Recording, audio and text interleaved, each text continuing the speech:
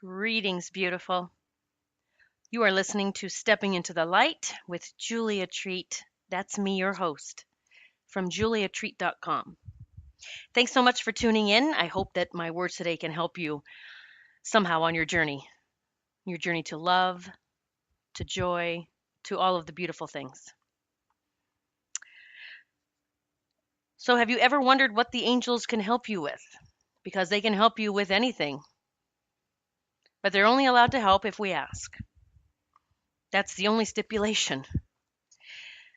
Although there are times that they can help without us asking, and those times are situations of life and death. When it's not our time to die, the angels often will swoop in and take care of us and help us continue on our path. But every other time in life, all of the other situations and things happening for us, we must call on them for help. And so I wanted to talk today about some of the things I asked the angels to help me with. When I first began learning about angels years ago, I in fact learned about angels and really tuned into them before I even opened up to my ability as a medium. And it totally makes sense to me now. I know why. It was all happening for me. So I would have my angelic team already in place, knowing who could help me with what as I completely blasted open into my abilities to connect with departed souls, to see and hear and feel heaven, to really just opening up to everything and being able to see things through God's eyes. But even seeing things through God's eyes was something that just happened within the last couple of years. I had not learned to ask for that or that was possible. So in the beginning, I asked the angels to help me with everything. I would ask them, I used to be able to actually physically see souls. And as I learned about my abilities and my gifts, and that I really could make the rules, at least with the angels' help, one of the first things I asked for the angels for was to take that away. Like I did not feel the need to see souls throughout my day. So I asked them to stop that for me, turn it off, and that I did not need that to continue on my journey, and they turned it off.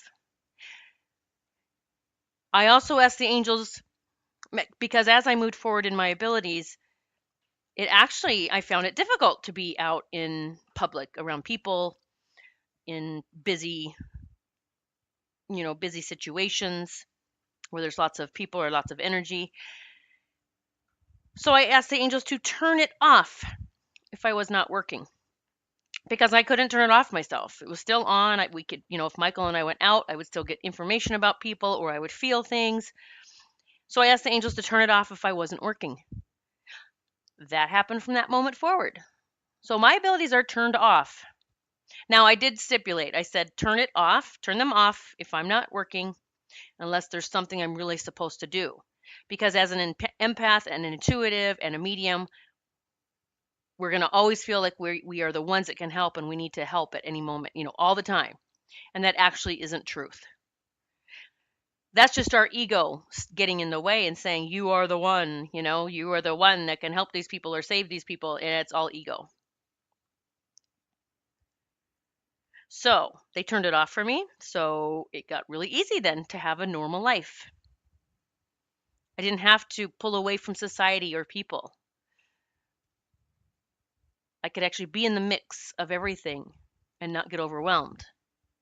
I could separate my stuff from their stuff with the angels' help. I remember back when I was very sick with Lyme disease, and I've been free of Lyme for over 3 years now. I would even ask the angels and pray to them to bring me someone who could help me, bring me the right person, bring me the person that could tell me what's wrong with me, because I actually went misdiagnosed for several years, undiagnosed, not even misdiagnosed. They didn't diagnose me with anything because they couldn't find anything wrong with me, they kept saying. Yet I felt like I was dying. Some days I couldn't move. I was in so much pain. Some days I had so much fatigue that It was all I could do, just get out of bed. So as I prayed the angels to help me and bring me the right person, that's when I met my naturopath, Lynn Wright. And if you followed me for any amount of time, you've already heard interviews with Lynn Wright. I interview her regularly, and we talk about how she basically saved my life. She is the one that found out what was wrong with me. And Lynn is all about not giving band-aids to fix a problem. She's about, which is what most medications are. She is about helping you take your body back. So she helps you take your body back. She helps you heal what's happening on the inside. So the angels brought me her. I asked the angels in the beginning to help me open up to all of my gifts, not just being an empath. I wanted to be able to see, to know, to hear, to, if I was working with someone, I wanted to receive in all the ways possible, and they helped me with that. So now, although, I was an empath most of my life, I could feel everything. And when we say that, I think all of you empaths know what that means. We feel the pain. We feel sadness, we feel pain. And so, again, it is a very draining and lower vibration for us to be in if we are feeling all of the pain of the world. So I ask the angels to take that away. Give me other ways to receive information. I don't need to feel the pain anymore. And help me, angels, stay out of that lower vibe of I need to feel this pain or I need to be in this energy. Because truly, we can do much better work, if you want to call it work, sending vibes out, beautiful healing to the world and love and joy and all the intentions out to the world when we stay in that higher vibration. Because when we get pulled in, when we allow ourselves to be pulled into that lower vibration of pain and distress and sadness, resentment, anger, all the stuff that empaths feel, we are actually in that lower vibration and we are feeding that. As a teacher and mentor, I teach many people. I work diligently when I'm working with people, either individual or groups. I work diligently to not only stress the fact that we need to be in this higher vibration and that it is okay to separate vibrationally from those lower emotions. I stress that we need to be in the higher vibration because that is where we do our most good, our highest purpose. Our highest purpose is sending love, whether it's through energy work or praying or just intending or envisioning those we're seeing who are suffering, envisioning them receiving the healing that they need, whatever that is, envisioning them happy and healed. That is so much more powerful than staying in the vibe that they're currently in, of despair, of sadness, of pain.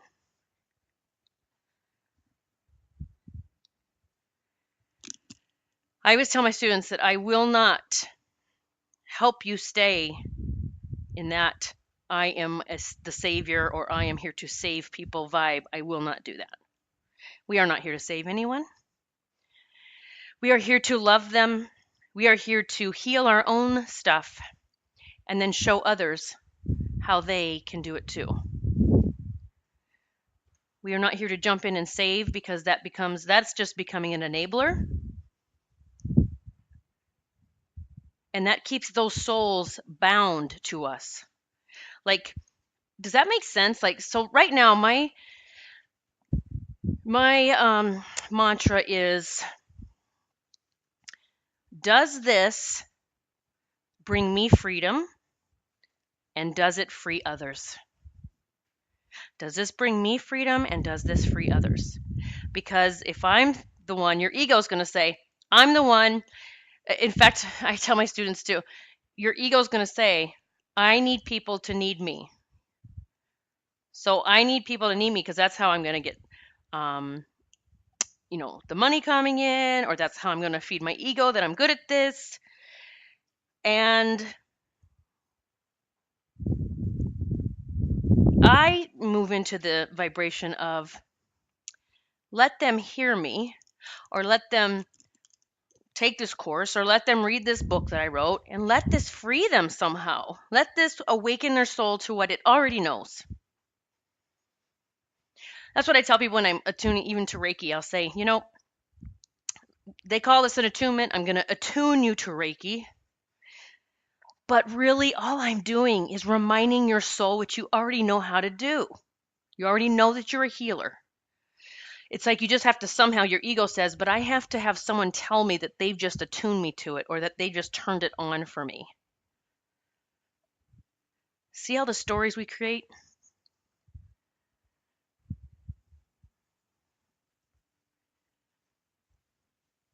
So you can ask the angels for anything. I have asked the angels to help me keep the faith.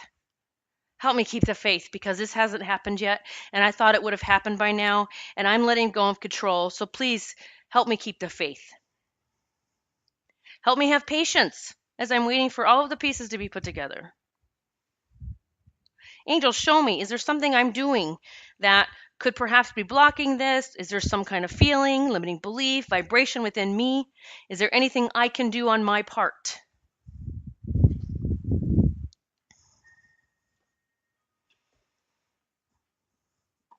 Angels, help that person, that soul, that friend, that family member, that stranger I see on TV, those boys in the cave in Thailand.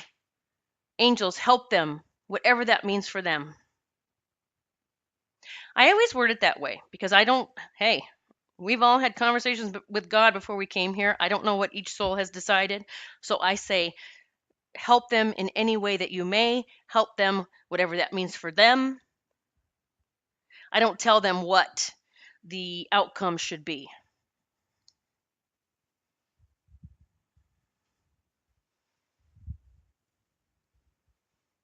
Angels, help me see this another way.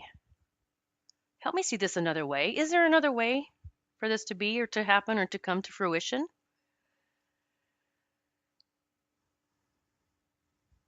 So you can ask the angels for anything. But the key is that you must ask.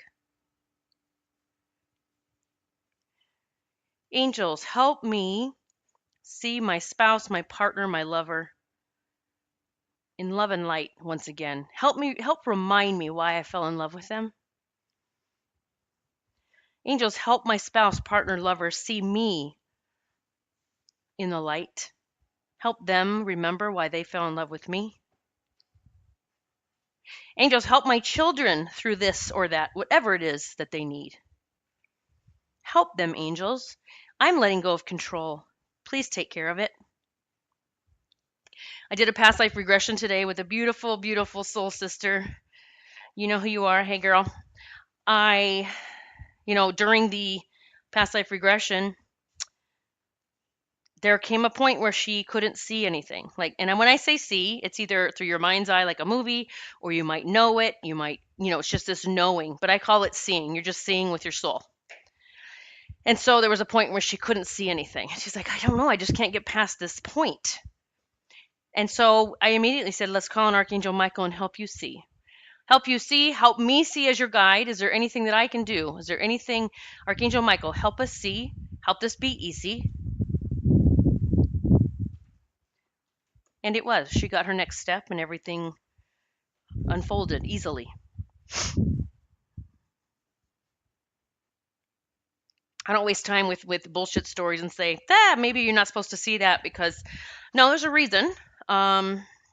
And calling on Archangel Michael or whatever angel you resonate with to help you just opens the floodgates. I asked the angels to help me sleep because as a sensitive used to, I would have problems with that. I don't have issues with sleeping too much anymore because I asked the angels to help me sleep. If I wake up early, way too early earlier than what I want to get up, I ask the angels to help me go to sleep and I tell them what time I want to wake up. Angels, I want to go back to sleep. Wake me up about 8. I do not set an alarm. The angels wake me up exactly when I ask them to. Now, here's the thing. Because I know a lot of people say, but I ask for things too and they don't happen. It's because I believe it will happen. I believe they will wake me up at the perfect time. I believe that they will help me see things a different way if needed. I believe that they can do anything that I ask them to do. So I'm not praying and asking them for things and telling them what I need and then sitting back and worrying about it. I've learned to have complete faith in this whole process of leaning on and trusting your angels. Now we have a massive team. There's guides and ascended masters, and like God created so many beings to help us, and loved ones that are helping us from the other side, and even souls that I've crossed over, that I've helped go to the light to get back home. They help me. I'm just talking about the angels today. That's the first realm or group of beings that I connected with that started helping me. I've told them now it's okay if I need to see some souls around or I need to see them again. That's okay with me now. I'm fine with it. I used to get premonitions. I don't like premonitions because basically the way I put it out to the angels about premonitions is I said, angels, if there is nothing that I can do about this, then stop them. I stopped getting premonitions. Now I might think about somebody and then they'll call and make an appointment or that kind of premonition, but I don't get anything about anyone's demise or like any kind of yucky stuff about anything anymore because I told the angels if I can't do anything about it, turn it off. Because you will get stuff about people. Doesn't mean you're supposed to step in and do something every time. I always tell my students, don't be a nosy psychic medium. Don't be nosy. If people don't come to you, don't run to them and say, I have the answers, or, your brother came to me last night in a dream and I have this message for you. Don't. Don't be nosy. That's just the ego saying, but I know what's right. I know the way. So, my friends, please call on the angels for anything and everything. And just keep in mind, so sometimes I ask for things, it's not like I get an answer that very moment, but they might bring the right person in my path or the answer to everything the next day. It might show up the next week, the next month. It shows up. Shows up at the perfect time. So, call on your angels. Call on them regularly. And if you want to take this to the whole different level, I apologize, my neighbor's dog's barking, so now my little girls are barking. Take this to a whole nother level than my mediumship intuitive course. I do have a few seats left. It is this weekend, July 14th and 15th. It is 10 a.m. to 6 p.m. both days. It will be a live online course. You will see me. I will see you if you so wish, because it will be a video conference, but you will have the choice to turn your video on or off. It will be recorded, so if you cannot make the entire course, you will still have the material. You will still be ready. Whether you decide to do this work, it's not even work. Like this is, I get up every day and I can't wait to change lives, to help people change their life. But if you decide to do this, you will have the ability, the toolbox. You'll be ready to do this if you want to do this for others, or if you just want to get better connected for yourself and your children, your family. Just a heightened intuition, opening up to all of your beautiful, beautiful ways to receive, which we were all born with. Hop on in this weekend if you would like. I will put the link in this podcast, but you can get to the link as well on my website, juliatreat.com. Just hover over Work With Me, and you will see Mediumship, Angel Intuitive live online course. Again, it's this weekend. I am so thrilled. I cannot wait. This is this is probably my favorite class to teach because I get to watch everyone blow their own minds because they are shocked at their abilities on the second day. I know how to get you there. I know how to get you there without the stories and rules and that you have to do this or that. You just open up and I will be helping you see things through God's eyes. When you see things through God's eyes, there is no evil, there is no darkness. Oh, and it just reminds me, I even got, someone signed up and said, Julia, I'm so excited to learn from you because I've always been whoever they learned from before, or I don't know if they took a course or read a book or what happened, but they said, I've always been taught not to connect with certain levels of souls or beings. That is fear-based teaching. I will not teach you that. If that is what you're looking for, I am not the teacher for you. I teach you to see love in everything. We are all created from light. Once you get that, once you realize that, you will move forward fearlessly. You will move forward in love, and life will never be the same. Sending love to you. May all of your dreams come true. And angels, we call on you now. Help us on our journey. Help to make it easier. Bring us more beautiful things. We are grateful for all that you do for us. God bless.